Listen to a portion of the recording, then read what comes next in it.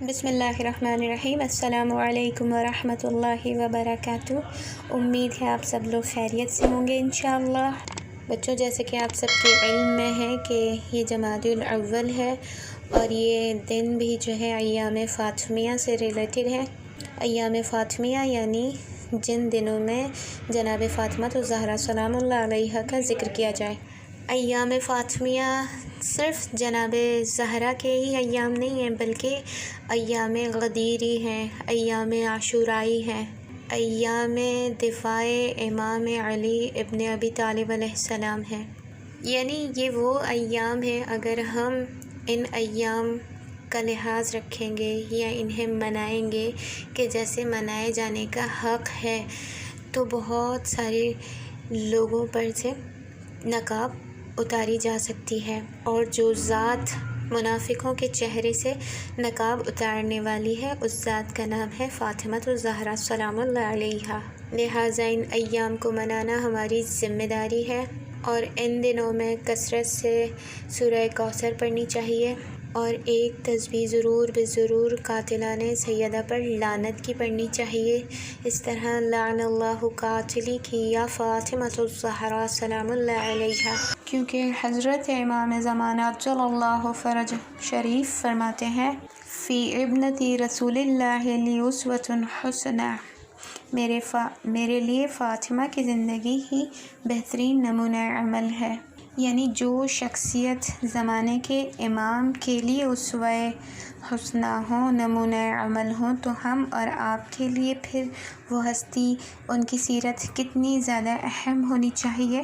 ہم سب زیارت عاشورہ میں یہ دعا مانگتے ہیں نا پروردگار عالم سے کہ اللہم اجعل محیایا محیا محمد وآل محمد ومماتی ممات محمد وآل محمد، خدایا میری زندگی اور موت کو محمد و آل محمد کی زندگی اور موت کی مانند قرار دے، الہی آمین۔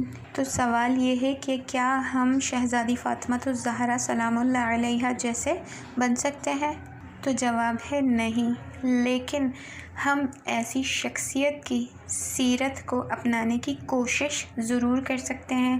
یعنی ہمیں ان کی سیرت سے کوئی نہ کوئی پیغام، کوئی نہ کوئی سبق ضرور لینا چاہیے، ان کی سیرت کی پیروی کرنی چاہیے۔ تو جناب زہرا سلام اللہ علیہا کی زندگی سے جو آج ہمیں سبق لینا ہے وہ ہے دعا کرنا۔ شہزادی سلام اللہ علیہا بہت زیادہ عبادات بھی کیا کرتی تھی، اور عبادت کے بعد دعا بھی بہت زیادہ کیا کرتی تھی۔ شہزادی کی دعا کے بارے میں ایک واقعہ ہمیں حضرت امام حسن مجتبیٰ علیہ السلام کا ملتا ہے کہ ایک شب جمعہ میں نے اپنی والدہ ماجدہ کو محراب عبادت میں دیکھا۔ وہ تمام رات رکوع و سجود میں مصروف رہیں، یہاں تک کہ سفیدی سحر نمودار ہو گئی، یعنی صبح ہو گئی، اور اس دوران میری والدہ مومنین اور مومنات کے نام لے لے کر ان کے حق میں دعائیں کرتی رہیں، مگر انہوں نے اپنے لیے کوئی بھی دعا نہ کی۔ میں نے کہا، یعنی امام حسن نے شہزادی فاطمہ الزہرا سلام اللہ علیہا سے فرمایا، اماں جان، آپ نے اپنے لیے دوسروں کی طرح دعا نہیں مانگی۔ تو حضرت سیدہ نے فرمایا، یا بنیا الجار ثم الدار، بیٹا پہلے ہمسائے پھر اپنا گھر۔ اس واقعے کے ذریعے ہمیں یہ سبق ملتا ہے کہ شہزادی جب بھی عبادت کیا کرتی تھی تو دوسروں کو دعا میں ضرور یاد کیا کرتی تھی، دوسروں کے نام لے لے کر ان کے لیے دعا کیا کرتی تھی، پڑوسیوں کے بارے میں اللہ سے سوال کرتی تھی۔ تو پھر ہماری ذمہ داری یہ ہے کہ جب ہم عبادت کریں تو دعا ضرور کریں۔ دوسرا سبق یہ ہے کہ دعا کرتے وقت اپنے کو تو مانگنا ہی ہے، اپنے لیے تو مانگنا ہی ہے، لیکن دوسروں کو، اپنے رشتہ داروں کو، اپنے کلاس فیلوز کو، اپنے ٹیچرز، اپنے دوستوں کو ضرور یاد کرنا چاہیے، کیونکہ اہل بیت کی سیرت میں یہی ہے کہ وہ دوسروں کے لیے دعا کیا کرتے تھے۔ اور یہ بھی ہے کہ جو کوئی دوسروں کے لیے دعا کرتا ہے تو پروردگار عالم ملائکہ پہ فخر و مباحات کرتا ہے اور کہتا ہے کہ جو شخص دوسروں کے لیے دعا کر رہا ہے تو پہلے خود اسے یہ نعمت عطا کر دو۔ رسول اللہ صلی اللہ علیہ وآلہ وسلم نے فرمایا، جب تم میں سے کوئی دعا کرے تو سب کے لیے کرے، اس لیے کہ اس سے تمہاری اپنی دعا ضرور قبول ہوتی ہے۔ اور امام کاظم علیہ السلام ارشاد فرماتے ہیں، تم میں سے جب کوئی غائب بھائی کے لیے دعا کرتا ہے تو عرش خدا سے آواز آتی ہے، اے دعا کرنے والے، 3 لاکھ فرشتے تیرے لیے دعا کر رہے ہیں۔ اور الحمدللہ آج روز جمعہ بھی ہے۔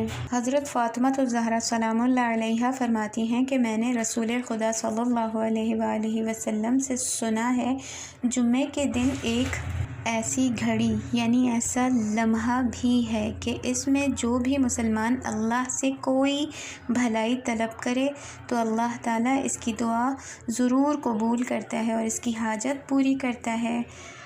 تو جناب زہرا نے رسول اللہ سے پوچھا کہ وہ کون سی گھڑی ہے، تو حضرت صلی اللہ علیہ وآلہ وسلم نے فرمایا، جس وقت سورج آدھا غروب ہو چکا ہو اور آدھا ظاہر ہو۔ تو حضرت فاطمہ سلام اللہ علیہا نے اپنے غلام کو حکم دیا کہ چھت پر چڑھ جاؤ، جب دیکھو کہ سورج آدھا ڈوب گیا ہے اور آدھا ظاہر ہے تو مجھے اطلاع دینا، اس وقت خدا سے میں دعا کروں گی۔ جب روز جمعہ کی ساعتیں ختم ہو رہی ہوتی ہیں تب وہ لمحہ آتا ہے کہ جس میں خداوند متعال ہر دعا کرنے والے کی دعا کو قبول کرتا ہے۔ تو ہمیں اپنے لیے دعا مانگنی چاہیے، دوسروں کے لیے دعا مانگنی چاہیے، خود زمانے کے امام عجل اللہ تعالی فرجہ شریف کی ظہور میں آسانی کے لیے دعا مانگنی چاہیے، اپنے اعمال کی قبولیت کے لیے دعا مانگنی چاہیے، اپنے گناہوں کی مغفرت، مرحومین کے لیے ضرور دعا مانگنی چاہیے، شب جمعہ سے ہی مانگنی چاہیے۔ شب جمعہ کو ان کے لیے فاتحہ پڑھیں، 2 رکعت نماز ان کو ہدیہ کریں، ان کی جانب سے صدقہ دیں۔ اب مرحومین تو کچھ نہیں کر سکتے لیکن ہم تو الحمدللہ زندہ ہیں تو ان کے لیے دعا کریں۔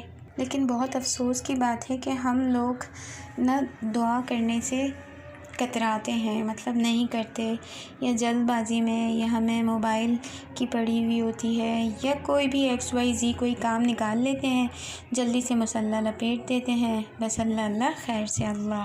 قرآن مجید میں خود حکم ہے کہ مجھ سے مانگو میں تمہاری دعاؤں کو قبول کروں گا، اور ایک اور جگہ پروردگار عالم ارشاد فرماتا ہے کہ اگر تمہاری دعائیں نہ ہوتی تو میں تمہاری طرف رخ بھی نہ کرتا۔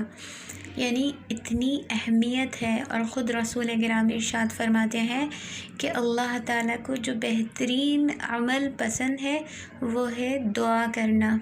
دیکھیں کتنی عجیب بات ہے نا، کوئی ہم سے ایک دفعہ مانگتا ہے ہم اسے دے دیتے ہیں، پھر دوسری دفعہ مانگتا ہے ہم اسے دے دیتے ہیں، پھر جب تیسری دفعہ بھی آتا ہے تو ہم بولتے ہیں بھائی دے تو دیا۔